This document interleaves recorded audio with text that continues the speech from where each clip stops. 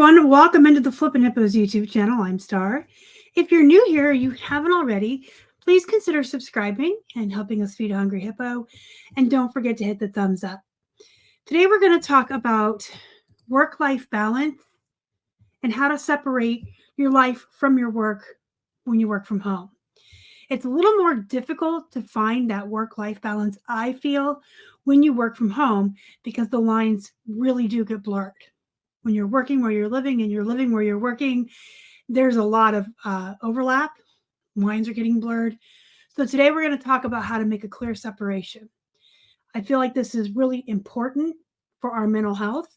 I feel like this is really important for us to be present for our family, our friends, our pets, and even ourselves. When you blur those lines and where you live and where you work become almost the same place, it's very easy to become a workaholic. It's very easy to work all the time around the clock.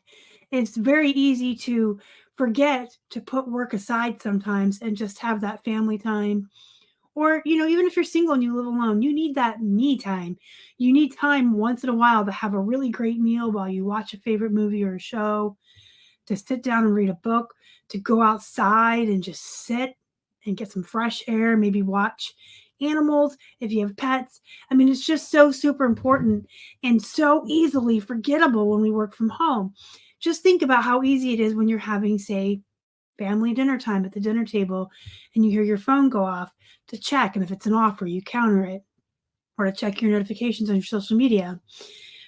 Personally, Keith and I do no tech at the table. Not everyone is that strict with their tech, but it is important, I think, at least a couple times a week to sit down for a good meal, whatever that looks like in your family. If you're married or you have a partner and you have kids, maybe once or twice a week, really make an effort to sit down at the table with no tech, have a conversation, enjoy a really good meal together. I really think food is so important. Because it really brings people together. You guys know I love to cook, and if you didn't, now you do. Cooking is one of my stress reliefs. I love to watch cooking shows. I love to learn. I love to try new recipes. I love to cook, and actually food is my love language. So cooking for others, like when my boys, who are now both in their 20s, were empty nesters, but when they were growing up, my favorite thing was to cook something for them and watch them eat it and enjoy it. I like to make things for Keith and see him enjoy them. Food is just my love language, but I also feel like just in general in the culture, not just in the United States, all over the world, food brings people together. Food brings families together. Food brings people to the table. It's a place to just enjoy each other's company and have a conversation. I went off on this whole tangent, but I've always felt like the family dinner table was super important. Like I said, when my boys were growing up, they loved to eat. I loved to cook for them. They were busy. They were involved in a lot of activities, soccer, clubs at school. But we made an effort at least once or twice a week to come together, even if it looks like going out to a restaurant for your family. If you're super busy and you don't have time to cook, if it looks like breakfast time or lunchtime, whatever, I feel like it's important. And again, that's whatever it looks like to you. It could just be you and your spouse if you're an empty nester, or your partner. It could just be yourself. A lot of single people forget to nurture themselves. It's okay to have a really good meal, whether it's takeout or you cooked it yourself, and a glass of wine, and watch a show once a week and just kind of take that moment to just be. People forget. And the dinner table, the food, the coming together with people, that's really super important to me. It may not be such a priority with you, but that's one thing I always talk about when people ask me for advice for work balance. It's the first thing I always go to. It's the number one thing on my list. If you need to find balance between your work and spending time with your friends, your family, or even just yourself for mental health time, find time for a timeout to eat once or twice a week. It really does bring people together. It really has people talking and having conversations around the table. So that's one way you can really focus on finding that separation. Also, exercise. Even if exercise to you looks like going outside for a walk or taking your dog outside for a walk, any kind of movement is good. Any kind of outside is good. Think about it, guys. We all work from home, And when we don't go out thrifting, we don't really leave our house. We're inside, we're working. Vitamin D and sunshine and all fresh air, that's all super important. Even when it's winter, even when it's summer, it doesn't matter what the temperature is or what the season is. There's still fresh air to be had. There's still sunshine. And it's super important. And movement is important. It is very important that we do not become sedentary creatures who, after thrifting and pulling shipping, don't move from our chair and we're just listing and taking photos. I tell people to set timers on their phone for every hour and a half, work, do a burst of work, and then get up for even just 2 minutes and stretch. Move your head around, stretch your neck out. That's really important, especially when you're on a computer. You know, you're just looking, get a drink of water. Make sure you're eating lunch. Make sure you're eating snacks. I have a lot of friends who get really wrapped up in work and forget to eat, forget to drink water, just forget to take care of themselves. And that's not good. So set timers on your phone. If you have to set them every 2 hours, even if you really like to get in the groove and really move through your to-do list. I like to set mine every 2 hours. That's just my personality because I hyper focus and I'm type A and I am diagnosed OCD. So when I get in, I want to focus and do something for like 2 hours.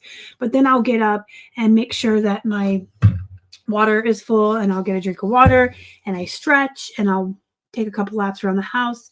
I also go for walks every day. I go outside on the deck and look at the animals out there. I'm a regular Snow White, but that's important too. So those are the two easiest ways to make sure that you're taking breaks, is just to remember to eat your meals and set time aside a couple times a week to be with friends or family or TV show for a good meal, and set those alarms and get up and stretch, go for walks, exercise. I think one of the biggest hurdles we have as folks who work from home is separating the space in our homes from where we work and where we live. And that's where the lines become blurred. It's very easy to forget to take breaks or to keep working into the evening or to not stop and just separate yourself into, this is my evening, this is my weekend, this is my time off, I shouldn't be working right now, because it's all in one area. Think about it. When you used to work outside of the home, you had to get in your car and commute to another physical place of being. And you went in there and you worked. You were on a time clock probably. And then you came home. So your areas of life, your work and your personal life were very separated because you live in your home and you drive to a place where you work and they're separate. When you work from home, it's very easy to just get those combined, especially if you don't have a lot of space. There are a lot of resellers who maybe don't have an extra room in their home for a home office, or don't have the space to have storage in their garage and then work in their dining room. I have friends who have very small apartments and they have to work in their living room or in their dining room, the same place that they eat. So then it's important to make sure that you make a clear line of demarcation when you're off work. I think it's really important to have a schedule. That's how you can make that line of demarcation. Even if you have a home office, or whether you work in your living room or your dining room table, it's important to have that work schedule. This is my time to work, and this is my time off. And then you can find that balance between work and life. So if you work at your dining room table and your schedule is 9 to 5, at 5 o'clock, put your laptop away. Clear that dining room table off, put all your inventory away wherever you store it. And now it's time to eat dinner or watch TV. What I do have a home office and I work till 6 o'clock.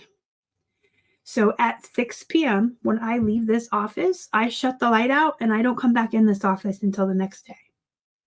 I stay out of here. This is where I work. My office is where I work.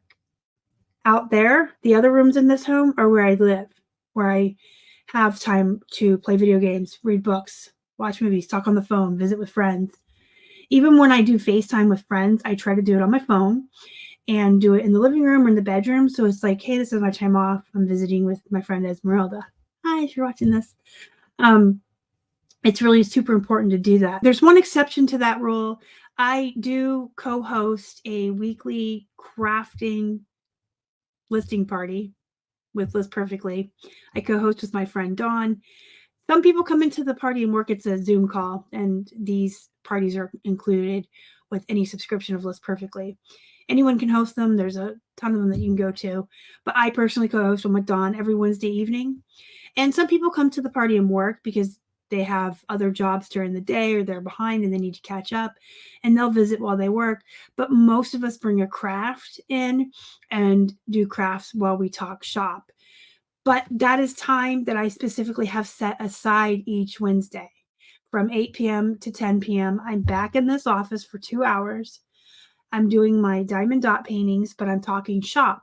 So it's almost like an extra 2 hours of work a week, even though I'm crafting. I know I'm going to be talking about work and solving people's problems, solving my own problems, asking questions, and learning while we're having a good time. That's the only exception. Other than that, 6 p.m., I'm out of here. I do stop in Sunday mornings very briefly to do the bulk offers on Poshmark.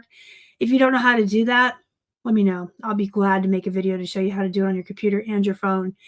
But you can basically select every item in your closet that anyone's ever liked, even if it's like 1,500, and just send out an offer to all 1,500 and your computer will roll through it. So I'll come in and set that up Sunday mornings before I get in the shower and get ready to go over to his grandparents. Those are my only exceptions. The reason I'm telling you about this is because it's very easy to set these exceptions and set these rules up, even if you don't have a home office. It's easier if you have a home office, sure, because you can leave the room when you're off work and just not come back in here, not think about work or do work until it's time to work. And on that work schedule that I said is super important to have. But even if you live in a small apartment and your workspace is, say, a corner of your couch where you have your laptop or your dining room table or your kitchen table, at the end of your work day, if you're adhering to a schedule, you can put that away. Now, if you use the same laptop for gaming and personal that you do for work, just sit in a different place. It's that easy. So if during the day you sit on the right side of your couch to list, in the evening, sit on the left side of your couch. Just get it off your dining room table if that's where you work. It's very easy to just set aside like a space or corner of your home to work in, and then to separate that at the end of the day and say, this is now a place to do something else. Like I said, it's obviously very different if you have like a whole room you can close off. But it's easy to just say, these are my work hours. This is where I work. And then at the end of the day, I'm done. Work hours are so important because it allows you to separate yourself from your work and have your personal life. Work-life balance is so important that I talk about it all the time. I make probably 4 videos a month. I make short reels. I make posts on Instagram. I cannot express to you guys how important for your own mental health it is to find that work-life balance. If you are always working and you are always focused on work, you are never present for your own self, your own mental health, but you are never present for your friends, your family, your loved ones, and your pets.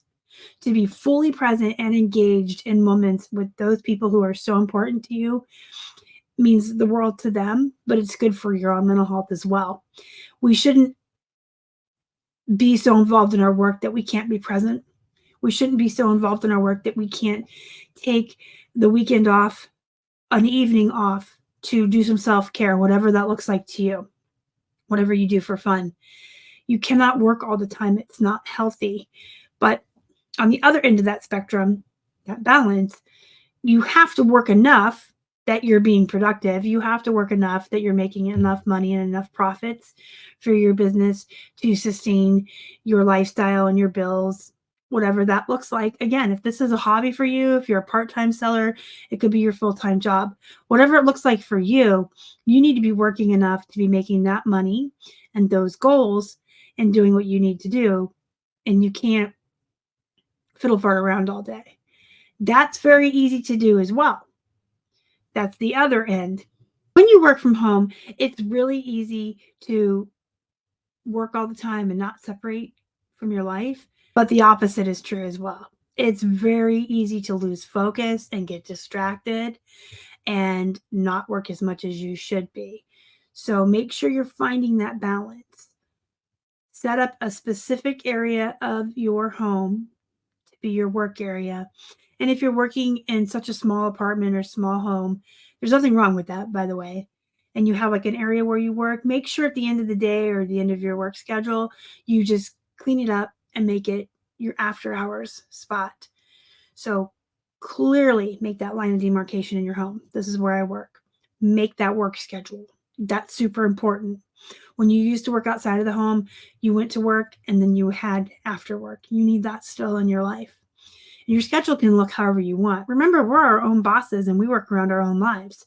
So you can work 4 hours in the morning and 4 hours in the evening if you have other obligations during the day. You can work 3 hours at night. You can work 8 hours straight during the day.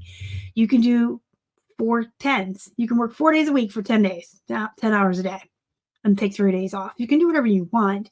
Just have that very clear schedule. And then also make sure that you're getting rid of distractions so that the opposite doesn't happen to you. You don't want it to be suddenly 7 o'clock at night and you realize all you've done is binged a season of a show on Netflix. So make those hours, make that workplace, go to work every morning. Follow that schedule. Follow that work schedule. Go to work when it's time to work. Think of it as clocking in. Take your breaks. Remember to eat, drink your water, move every day, find some kind of exercise, and clock out at the end of the day and go have a life outside of work. Work-life balance is so important. I cannot express that enough to you guys. If you have any questions, comments, or concerns, let me know down below. Go find your balance, go set up your workstation, go make your work schedule, and I'll see you next time. Thanks for watching. You guys are the best. Bye.